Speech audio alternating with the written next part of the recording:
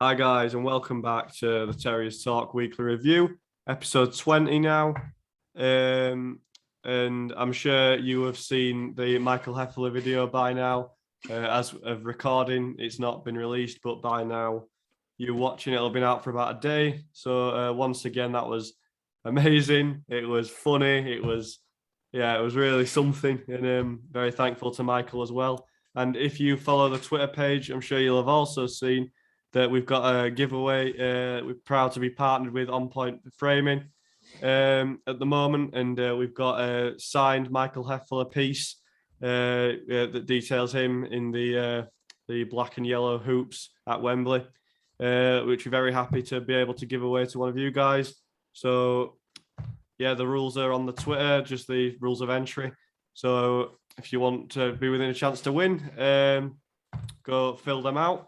But yeah, thank you once again to On Point Framing, and we will get on with the weekly review. And it's a short one and a bit of a 50-50 because we only really have two bits of, news, I suppose, to discuss. And the first one will start off on a sour note, and that was the 2-0 loss to Nottingham Forest. We'll kick this off by saying Chris Hughton was obviously sacked, and the name of the caretaker manager is escaping me. I'm sure one of you two will know it, and you can no. That's can't say it's fun to my name. No, right. Well, I remember they were chanting his name. They were chanting his name in the stands. But to put it bluntly, we were really off the pace. We didn't look like we had a real plan, and you could say that was down to them changing manager and changing system. But in my mind, especially with the strong links to Steve Cooper, it was fairly obvious what they were going to do with that 3-4-3, because I don't see why you wouldn't prepare for that manager. But who am I to say? But we'll go goal by goal and sort of talk about the performance in general. So for me, I've seen the centre halves get a lot of blame for Lewis Grabban's goal, but I think a lot of the blame falls to O'Brien and Toffolo. Brennan Johnson's just got no one with him, really. He's burnt two of our players with Colwill. No one takes him down, which, it's a tactical part of the game, that. And, it's a good cross in, but no one's with him because Pearson's on the cover. And Tom Lees is still getting back across because it's a counter-attack. Not much else to say about that, just a sloppy goal, and that sort of summed up our day. So, Jay, main thing that went wrong for you? I think for me, I completely agree with the new manager bounce or the kind of curse that comes with that. I think from the start it was evident that Nottingham Forest were going to be up for it. I think a lot of credit where due. They set up like a spirited football side, and I just think we failed to create anything of any real significance, to be honest. I think our two biggest chances came from a Sorba Thomas delivery, which we missed two free headers. I think it was Lees and someone else right at the death. I think it might have been Turner. I'm not quite sure, but I think the main thing to take from it was quite evidently the lack of pace, really, in our play. I think Forest managed the game quite well by putting the game to bed just after half time and really sitting back. I think they sat back for about half an hour and really just let us play side to side. I think they took a lot out of the game. They hit us hard on the break. Brennan Johnson and Jed Spence, two of the quickest players I've seen at the John Smiths for a very long time. They were both absolutely electric. It was, I think, really, it was just quite hopefully a minor blip. I was speaking to Jack after the game and saying it's just one of those games which you just have to move on and forget about, because to be honest, in the scheme of things, we've had a great start to the season. That was mirrored by Michael Heffler in the episode. He said, we're lucky to be in such a great position. We had a good start to this season. And really, I think the best thing to do is to move on from this performance and go to Swansea and bat off the 3 points. Because I've seen a lot of people saying that this is the Huddersfield Town of old. But to be honest, I think it's just one game, and I really hope so. And yeah, if we do start going into decline, you can come back and quote me. I'm happy for you to do that. But no, I think we take it on the chin. We learn the lessons. The Championship's a league where nothing can be predicted. We said that so many times, and we'll continue to say that just because it is the Championship, and that's the nature of how things happen. But really, I think it's just a learning curve, to be honest. I mean, Ben, obviously not a good game to focus on, but would you say this is just a blip for Town? Yeah, I mean, just to touch on the first goal, I think you could put money on Lewis Grabban scoring against Town every game. He's one of them players that we always seem to concede goals against, and I don't know what it is at this point because it's under different managers, it's under different player styles, but it's just Lewis Grabban. It's a performance which, at the end of the day, none of us want to see, none of us expected, especially with the kind of lackluster side that Forest have been so far. And they just had that real energy around them, which I think we have had so far this season. Not that I'm saying that they're going to mirror the kind of performances that we have had so far, but that's definitely a step in the right direction for them regarding where they might be in a few months' time. Because obviously, he's pretty much nailed on that Steve Cooper looks to be the man coming into the club.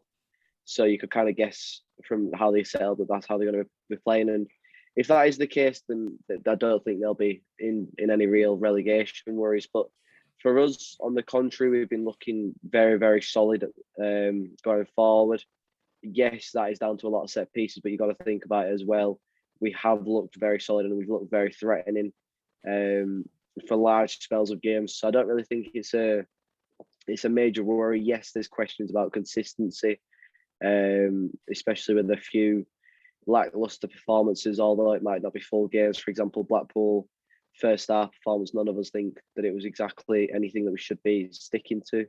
And I think Forest, you can add to the list of that rather than 45 minutes, it was a full 90 of a performance, which realistically we expect a lot better from Carlos's side. The second goal, I feel like you said the first goal summed us up. I think the second goal summed it up even more. Joe Lolly, his return to John Smith Stadium, and he just fires it past. Like, it takes a deflection off Lee Nichols. I think it's quite unlucky that it's not been given to him. I think Lee Nichols is unlucky that it's gone down as an own goal for him, but it's a poor goal to concede. I think more has to be done, stopping him getting in positions. And I'm going to be completely honest, I can't really say X, Y, Z is at fault, but it is a very sloppy goal to concede against the side that realistically I think we gave too much respect to. I think Carlos said in his press conference that it doesn't matter who they bring in, they've done the research on the players. And if I'm completely honest, at times it just didn't look like that. Jack, would you say that's a bit harsh to say that potentially they haven't researched every aspect of how they could potentially play, or I just think it's quite a fair point? You are on about Forest, right? Yeah. Yeah, right. Just checking. I think more could have been done. Obviously, it's difficult coming into a game with a manager who, correct me if I'm wrong, probably hasn't managed, a senior side. But I'm sure. I think the evidence was certainly there, especially with Cooper coming in. I think a lot more could have been done, and I think it just wasn't. It was just not a good performance, and it was from everyone on the pitch. No one was good enough. I don't think the decisions off the pitch were good enough on the day as well. I actually did agree at halftime when Turton came on. I did think we should go to a back four because I thought Sorbo was struggling, as he tends to do against an out-and-out wing-back, because he doesn't get to play in between the midfielder and the full-back. You've seen against games such as Reading, and when he went to right wing against Stoke, not having to go one-on-one against Timon helped him a lot. So I did agree with that, but it didn't pan out the way it could have done and should have done. But yeah, it was just massively disappointing. And, you've just got to move on, because there's no point dwelling on a result like that, because we know that we're better than that, and that's about it. I think, what is there to say other than we've got to react, and I back us to, because we have done, and unless anyone has anything else to say, jump in now. But I think no. Well, yeah, right, okay. Well, that was a quick roundup of a game that I'm sure we'll all forget about very soon. But we'll jump into not the preview. Sorry. Oh, I'm flustered. But anyway, Lewis O'Brien. It's been in the rumours. Talks have been ongoing for a couple of weeks now, I want to say, as confirmed by Phil Hodgkinson, with 3 players, and one of those players was announced to have signed a 4-year deal today, which is somewhat impressive on face value, and that's Lewis O'Brien. After heavy interest from a number of Premier League clubs, real interest, of course, from Leeds United, signed a 4-year deal, no option to extend, and we understand there is a release clause in that deal. So I think we'll unpack that now. First and foremost, it's good business by the club. Convincing him to get tied down to a 4-year deal, it secures his short-term future, because I doubt he'll leave in January. I doubt we'll be willing to sell him in January, and that's why I have my thoughts on what the release clause is, which we'll touch on in a minute. But it's solid business, and I'm glad it's got over the line, because, as I say, short term it keeps him at the club, long term it secures us a decent fee for him, whether that is this release clause or whenever that might expire. We don't get to read the contract, but Jay, you echo that? Happy Lewis is extended. In the end, I think it's great. It's great news. I know we were saying, it was probably only episode 16 or 17 that it was his last outing in a town shirt against Preston. I'm here 3-4 weeks later, and he's now staying with us for what looks to be 4 more years, unless someone puts X million on the table. No, it's great, and I still would vocalise my point that if he did leave,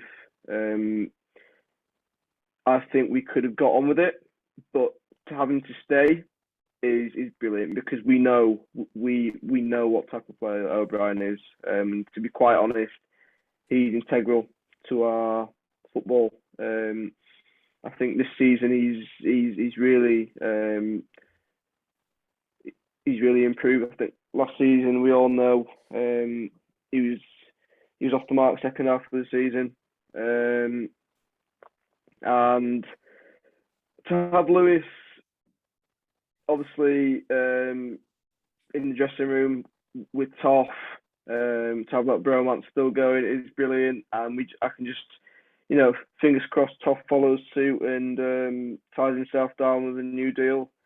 I think this is massive for Lewis as a player as well, because I think, I said it myself, there's only, and all due respect to Huddersfield Town as a club, there's only so far you can go and prove yourself in a championship side.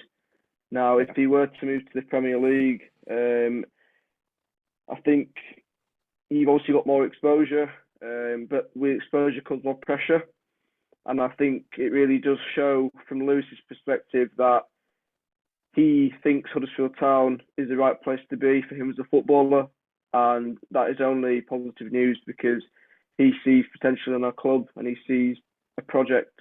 I think it does speak volumes that Lewis is that happy to sign himself up for 4 more years at the club. I think that really does have a reflection on the point the club is at the moment, for one of our biggest players to tie himself down for that period of time. Ben, would you agree? Yeah, I think with all due respect, I think as a club, Huddersfield Town have a lot of big assets, and I'd argue that Lewis O'Brien is potentially the biggest of them. I think obviously there was interest in Josh Koroma, Toffolo, in the summer, and I have no doubt that there'll be interest in Sorba Thomas in the near future too. But I think the peak of that is Lewis O'Brien. I think the fact that Marcelo Bielsa has been trying to get him for so long. If you look at it now, he's probably been trying to look at him for about a year and a half, 2 years, regardless of whether that's the interest level has been as much as this summer. We don't really know, but I think there has been some solid interest in him for quite some time. O'Brien's a player that I think he has his good days, he has his bad days, like every normal footballer.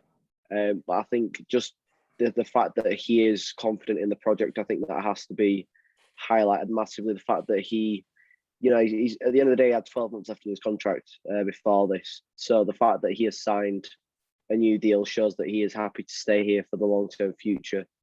With a release clause in, obviously, we said we'd speak about that. How much do we all reckon that is? Personally, I think it'll probably be about 15 to 20 million in the region of. That's the ideal. I think Phil said that it was 13 million that there was a deal rejected for, but it just wasn't installed correctly. So I'm going to guess the 15 million will be upfront if that is even what it is. Obviously, it's only rumours at the moment. We don't have any concrete evidence because the club never said anything about a release clause, but I think it was the Yorkshire Evening Post that first broke the rumours. So what is the ideal price point that we are looking at the O'Brien release clause, lads? I would go similar to you. I'd go between the 15-20 mark. I think it'll be similar to a lot of release clauses nowadays. Obviously, famously Jack Grealish, so X amount of money from a club in Y position, and Town have to be in Z position. So, he won't leave us at rock bottom. He won't leave us for, with all due respect to Swansea City. There's someone who's. So I think there'll be specifics in that release clause. But yeah, the figure I'd go 15-20 range. I think we'll negotiate a sell on, etc. Because I think he will leave. I think he will leave before that contract expires. I think that's part of the plan, as is so often. Because he's a talented footballer, and unless we progress with him, which we may well do eventually, but at the rate he does, it's hard to see. It is hard to see, yeah. So he probably will end up going, but it's good for as I say, for the short term and in the long term, but for different reasons. But Jane, agree with that sort of price point? Yeah, I think you bang on, Jack. Probably somewhere between 15-20 million, and I think it will be paramount importance that all our needs and wills are satisfied before he does move on to pastures new. But to be honest, I think let's enjoy O'Brien. There's no point really speculating anymore about when he'll leave.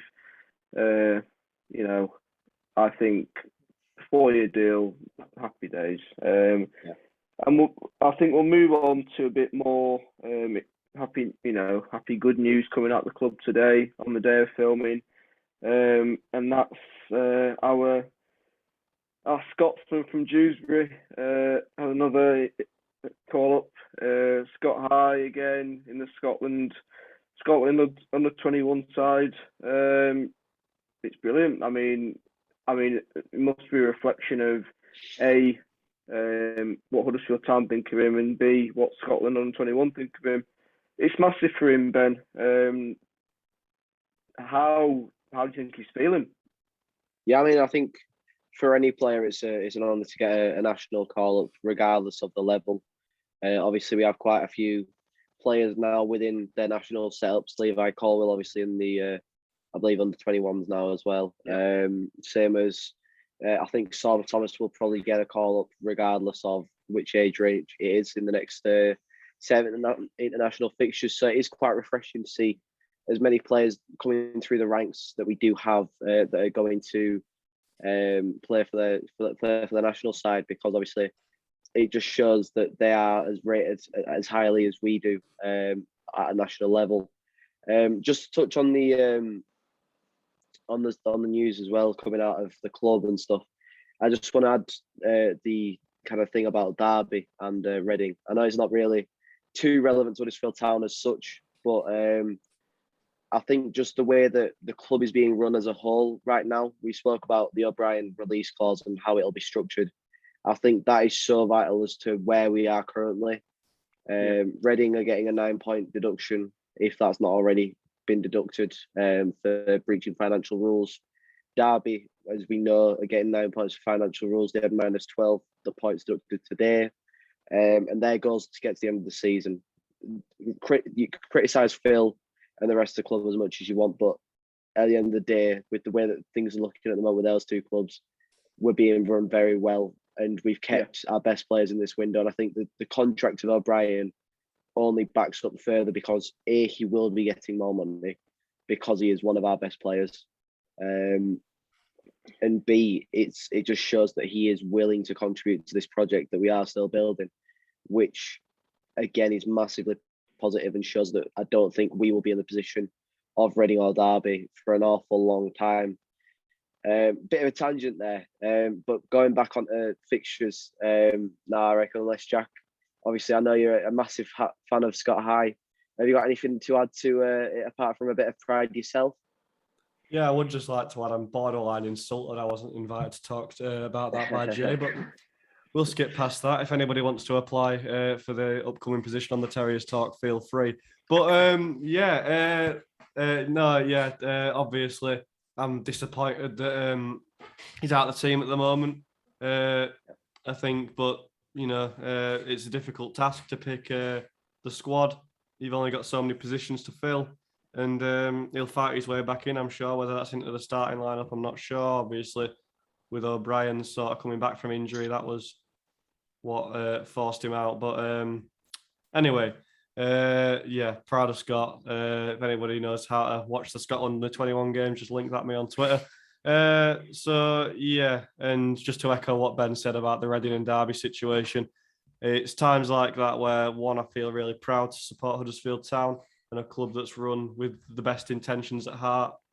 And I do honestly believe that. I know there's people out there who don't, and that's fair enough, but I really do believe that our club is being run one of the correct ways. I don't want to say the correct way, but one of the right ways. And I think that what Mel Morris is doing and what the Reading owners have done, as well as the EFL, there's never one finger at a point, but I think it's really poor, and I really do feel for the Reading and Derby fans, and I take no joy in them getting deductions, despite the fact that they are in our league. But we'll go back to Town now, and the last item on the agenda, double game week again for the first time in what feels like forever, but it's only really a week. Swansea, first of all, I'll kick us off. We've got to react. To be honest, we know what Russell Martin's about, and for those of you who don't, think Carlos Corberan's main tactic last season, possession, passing for the sake of passing. We're probably not going to have a lot of the ball. So maybe expect something similar to Sheffield United without the chances created. But if we set up right, if we set up right, we can really take it to Swansea because they do have weaknesses. Just sorry about the cough, by the way. Thank God for the mute button. It's not COVID. Test every day. But right, Jay, what are you saying, Swansea? I'm looking forward to it, but I'm not looking forward to the 7:15 coach that my brother's dragged me on. Raj, if you're watching, thank you for that. I mean, it's going to be an experience. No, it's like Jack said, it's an opportunity to react. I think it's a very, very hard place to go and get 3 points, as was Sheffield United. But that's why I'm dragging myself to Wales on Saturday, because I genuinely believe that we can get 3 points, we can react, and we can show the character needed to compete in this league. Swansea, I don't think they've had the best start to the season, but they have just come from 3 goals down to draw 3-0 at Luton Town. And that will bring a lot of momentum. That will bring confidence, and that will bring excitement for the fans to watch them play at home. And to be honest, I think, as we all know, I can't speak. I'm not going to look at the table and say we are favourites.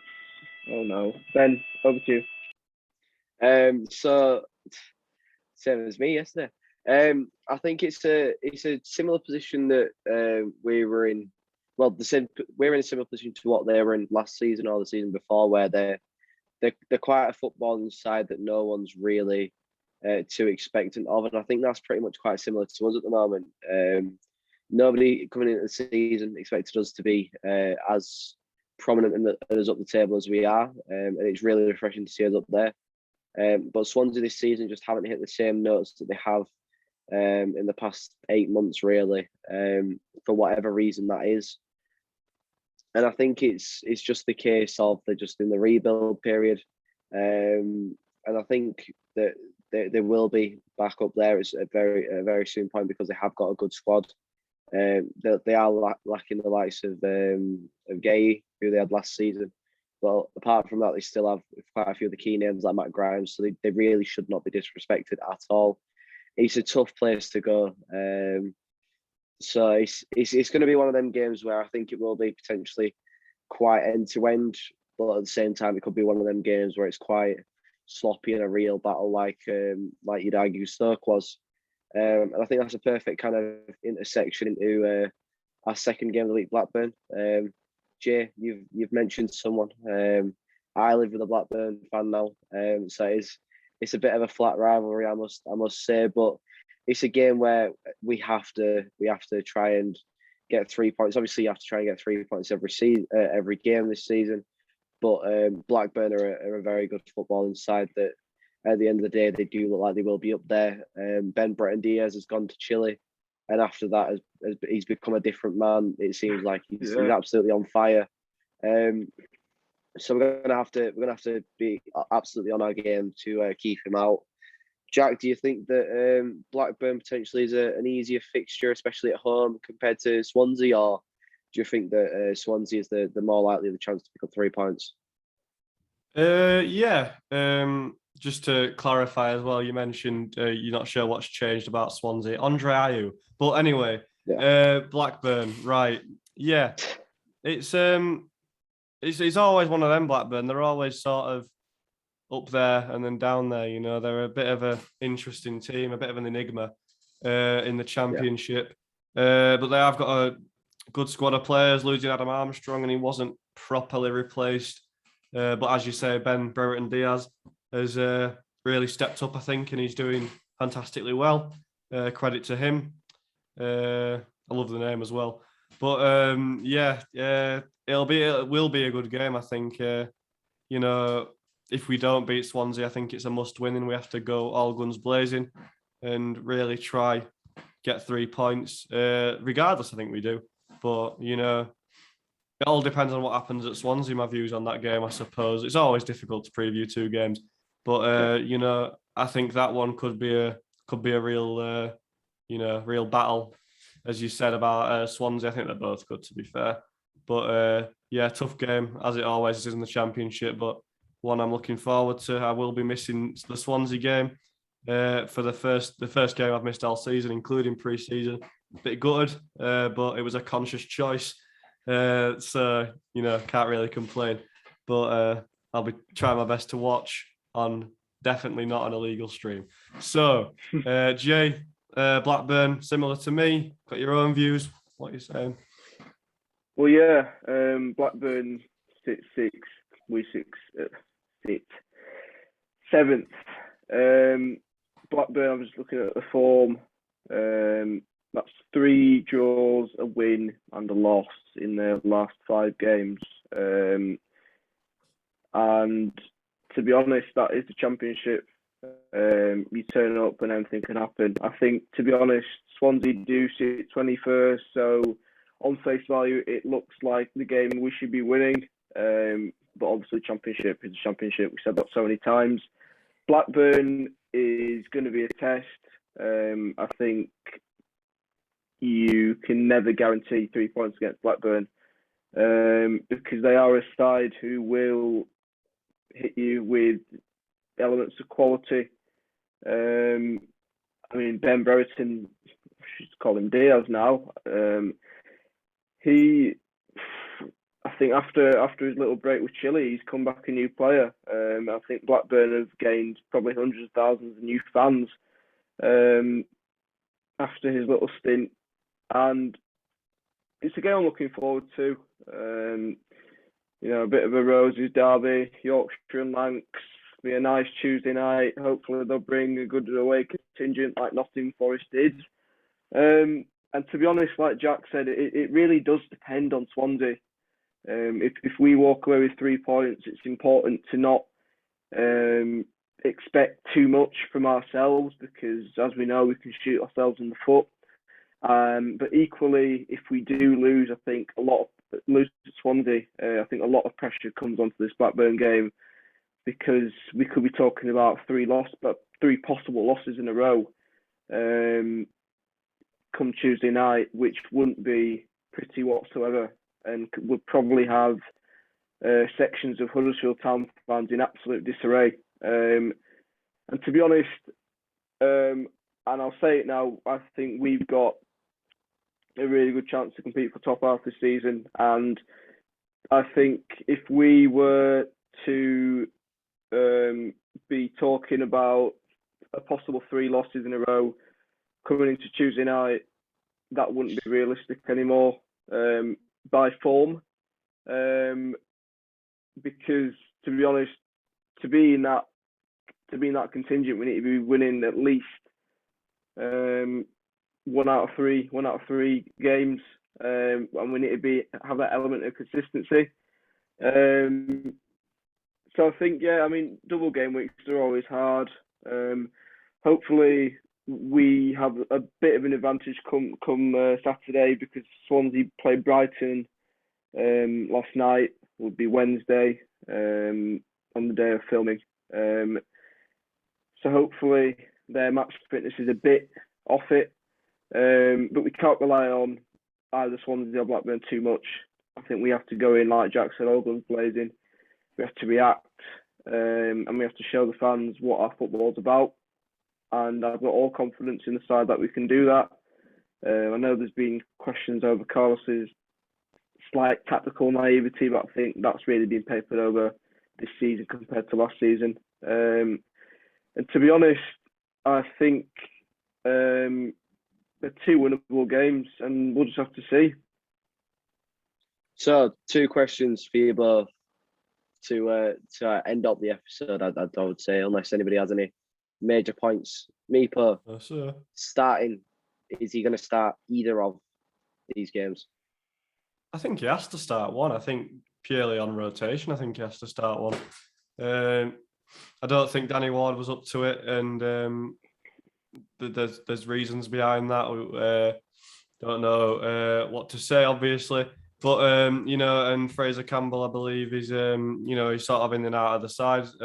Well, not the starting 11, but he's in and out of the team with various little injuries and things. So I think he sort of has to, and I think it's only fair because he's come under a little bit of fire from a few Town fans, but I really don't think he's had the chance to. I think it's difficult for a striker. His sub appearances so far have been 2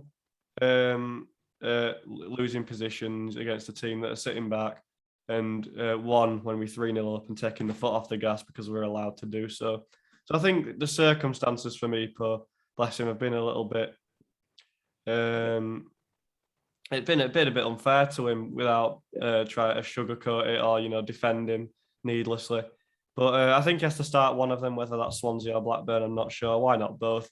But I think he will start one of them. Sorry,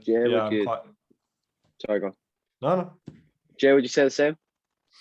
Yeah, long story short, yeah. I don't think there's much use in me mirroring what Jack just said because you just put it perfectly. Solely on rotation, yes. and for him as well to showcase what he's made of. Because like Jack said, I think the positions he came onto the pitch were very unforgiving because we were losing. The foot was off the gas. I mean, I'm literally just sounding like a broken record here. But yeah, I think for him to have any success in Huddersfield Town shirt, he needs game time. He's 18 years old, and 18-year-olds cannot feed off scraps and need consistency, and that is why he has come to Huddersfield Town to put balls in the back of the net, and hopefully we can this time next week we can be raving about him. So yes, Ben, to answer your question, the answer is yes. I mean, he came under a bit. Jack said he came under a bit of stick from Town fans this week. He also got a bit of stick from West Ham fans as well after a reply to a Jesse Lingard Instagram post. So, I mean, if any West Ham fan people that are high up in the club at West Ham and deal with transfers, if you know any part of you would like to send me photos on a free, then you know I don't think any Town fans would say no. I think there'd be a lot of decisions, but I don't think we'd say no. Final question. Obviously, I know Jay, you say you don't like to predict games, but I'm gonna have to ask you both the big one. How many points this week are we expecting at a minimum? Oh, a minimum. At a minimum. Ooh. Expecting, at a minimum. I think at a minimum, not to be pessimistic, but at a minimum one. I think. Right. I think I at least expect us to draw one of the games, but I think we can do more. But expecting, one, and realistically, 3. Yeah, winning a loss. I think realistically, Jay. We should be winning 1. Yeah. Yeah. 1. I would snap your hand off for 4. Yeah. I think a draw midweek would probably be the most likely event. For a win or a Blackburn, draw? For a draw midweek. A win at Swansea. We did it last year. There's no reason why we can't do it this year. We play 100% better football this year. They don't have Mr. Ayew. So I think it is set up for a very, very tasty Saturday fixture. Hopefully we come back with 3 points. But yeah, to be realistic, you take 3. But yeah, I'd be very happy with 4 come this week. Yeah, I think 4 would be the ideal amount. Well, obviously 6 is ideal, but 4 would be a very, very respectable amount of points. And I think that very nicely rounds up the episode. Thank you once again for watching episode 20. If you haven't seen yesterday's or whenever's video with Town legend Michael Heffler, then that is available on this YouTube channel. And there is a blooper on our Twitter page at the Terriers Talk as well. If you would like to see the first incident of the alarm, which I mentioned briefly this episode. So yeah, thank you very much for watching. Also check out On Point Framing and Memorabilia. We will link their Twitter below. And we would just like to say once again, thank you very much for their partnership pretty much with this Heffler giveaway. So yeah, that rounds up this video. Thank you very much for watching. Like and subscribe as always, and share this about. We've just hit 500 Twitter followers as well. So I don't really know what goals we're close to at the moment in terms of subscriber/follower base. So yeah, I think it's a good note to leave it up on, and we will see you next time.